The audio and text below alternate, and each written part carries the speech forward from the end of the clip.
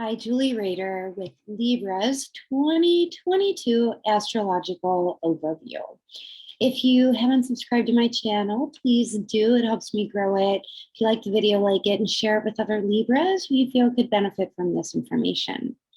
So we're starting off the year in January. Our first Mercury retrograde will be in your 5th house. So this is happening in Aquarius and fellow air sign. And it's thought that, and actually a lot of the Mercury retrogrades are happening in air signs.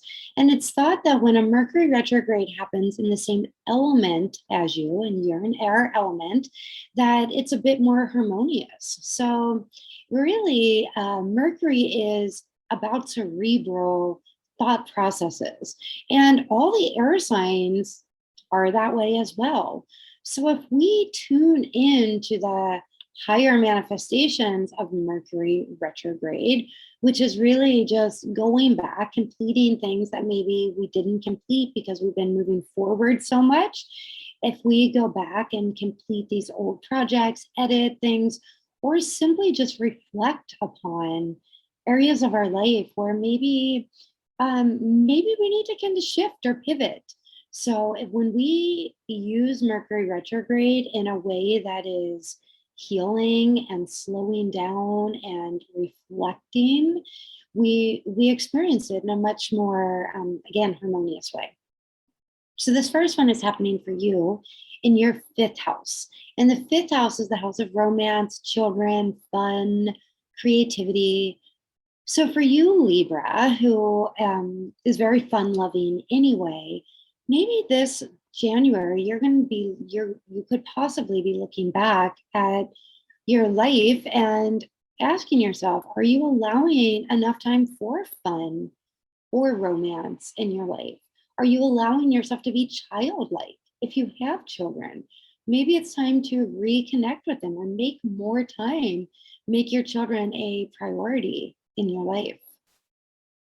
And then in April, we have a huge energy, this Jupiter Neptune in Pisces. They're conjunct, and this is a very rare aspect. It does not happen very often at all. This is happening in your 6th house. Jupiter is the great benefic in ancient astrology. Neptune is the god of the underworld, and it rules the subconscious and the unconscious. It's happening in your 6th house, the house of health, the house of routine, the house of pets. You could very well be, you could have some kind of, if you've been not feeling well, this is the energy where it's important to really use the law of attraction, where maybe pick up Louise Hay's book, You Can Heal Your Life, and start doing some positive affirmations, because this Jupiter-Neptune conjunction, it is really all about what we think is what we experience. That's what this conjunction is all about. So use it to its highest manifestation, especially for you in regards to health and even day-to-day routine or work. Then we also in April have a solar eclipse happening in Taurus in your 8th house. That's a psychological house. For you, Libra, a lot of this year is you just getting your head straight and realizing that what you think is truly what you experience. So really, you will be doing so much transformation this year. And that's why I love astrology, because when we know what's coming up, we can use these aspects to their highest potential and really, really improve our lives. So with this solar eclipse in Taurus in your 8th house, Taurus is about roots and stability. 8th house is psychological. It's psychological, it's death, it's rebirth, it's pulling out, it's pruning the mental processes, emotional processes, going in and asking yourself, what old beliefs have been instilled that no longer define who you are? Beautiful time for transformation. And the transformation can be really, really just exponential if you do the work. 8th house is also other people's money. So maybe that's also what you're doing at this Jupiter Neptune. Maybe you're looking in at your health, looking at your finances, looking at all areas of life. And how can you use your mind to help you really get yourself living the life you want to live?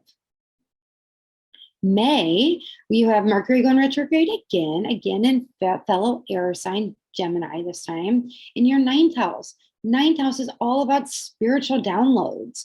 It's about spirituality. It's about travel. Again, this just for me, what I'm getting for you so much is that your finances and your mental health can really be rebooted and transformed this year if you just do the spiritual work. For you, it really is, a lot of it is the spiritual work and the believing that you are worthy. Then we have also in May, we have a lunar eclipse happening in your second house in Scorpio. And second house again is the house of finances. So it's finances, it's your self-worth. All of this deep psychological work that you are doing is really asking yourself, do I feel worthy? Do I feel worthy? Do I feel worthy for the relationship I want? Do I feel worthy enough to allow time for fun? And if not, go back, go to the root, pull out the cords, pull out the old memories, pull out the things that are hindering you in any way. Then we have Jupiter, which will move into your seventh house, which is relationship, bringing you some luck in your relationship house. Again, you must feel worthy to be open enough to allow a partner into your life.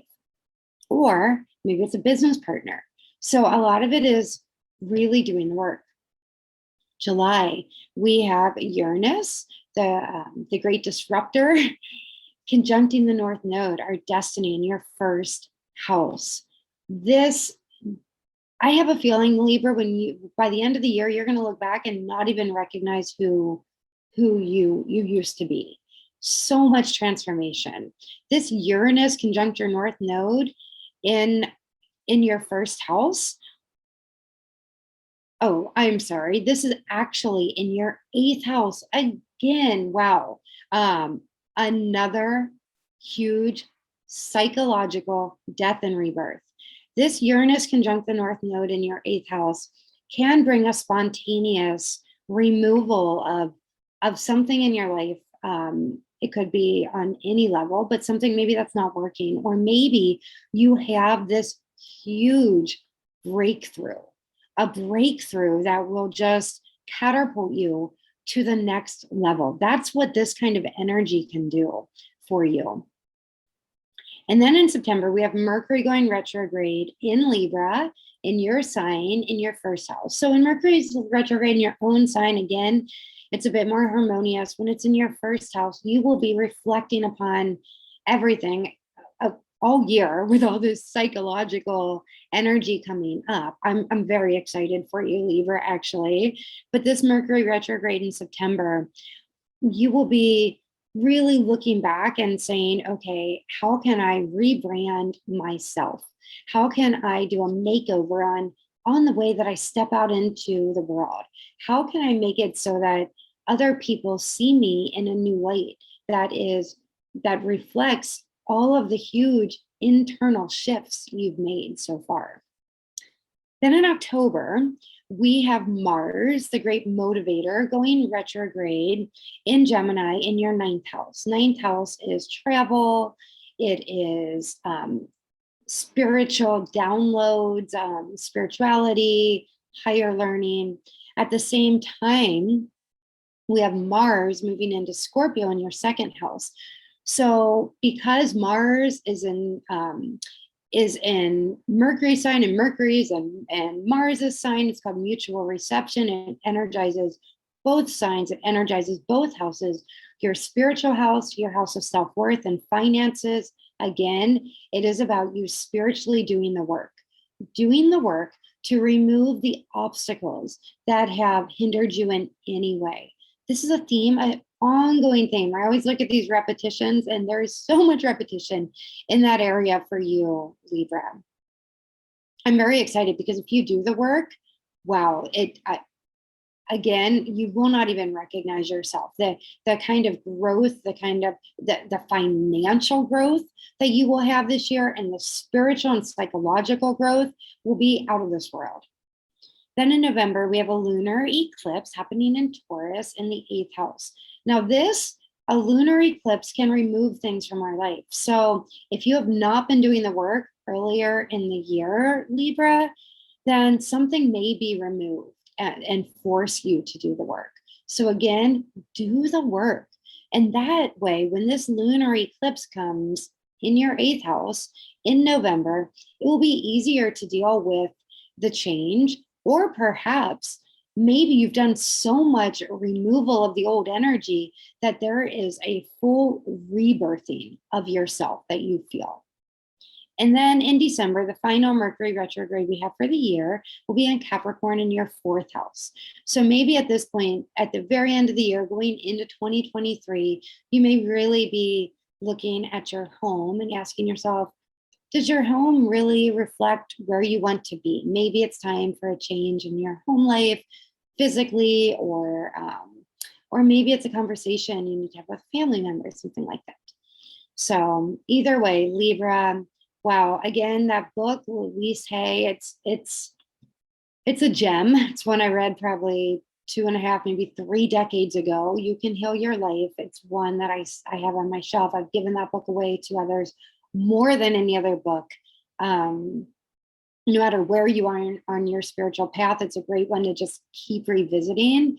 Do positive affirmations, do the work to remove the old energy, and enjoy your 2022. Thanks for listening.